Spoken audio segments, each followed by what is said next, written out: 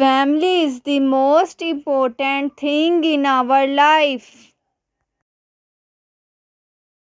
We cannot live a good life without having a family.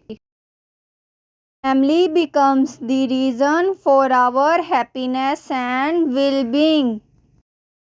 Family supports us in our hard times.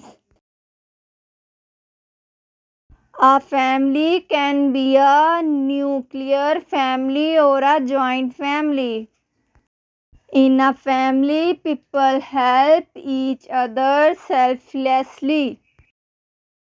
They love each other a lot in a family. Everyone takes care for others. Life is sorrow becomes less with the support of our families.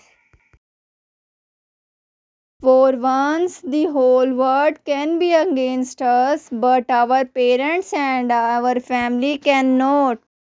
Thanks for watching. Please like my video and subscribe my channel Our Knowledge.